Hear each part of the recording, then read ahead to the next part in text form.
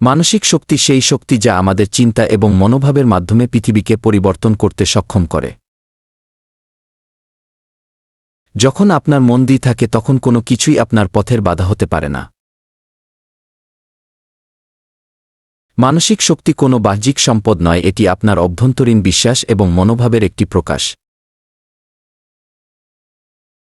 যে ব্যক্তি মানসিকভাবে শক্তিশালী তার সামনে জীবনের কোনো বিপদ স্থায়ী হয় না। আপনার মানসিক শক্তি আপনার লক্ষ্য অর্জনের জন্য এক অবিচ্ছেদ্য অংশ যা আপনাকে প্রতিটি পদক্ষেপে সহায়তা করে। যত বেশি আপনি মানসিক শক্তি গড়ে তুলবেন তত কম আপনার জীবনে ভীতি থাকবে। মানসিক শক্তি হল সেই শক্তি যা আমাদের বাঁচতে, যুদ্ধ করতে এবং শেষ পর্যন্ত জয়ী হতে সাহায্য করে। মনোবল না থাকলে আপনি কখনোই জীবনের সব চ্যালেঞ্জ অতিক্রম করতে পারবেন না, কিন্তু মানসিক শক্তি দিয়ে আপনি সব কিছু করতে সক্ষম। মানসিক শক্তি কোনো একদিনে আসে না, এটি একে একে তৈরি হয় যখন আপনি পরিস্থিতি মোকাবেলা করতে শিখেন।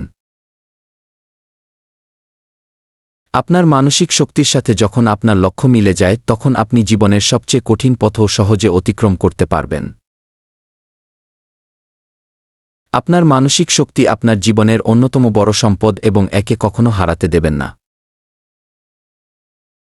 মানসিক শক্তি যদি থাকে তবে আপনি সব কিছুই জয় করতে সক্ষম।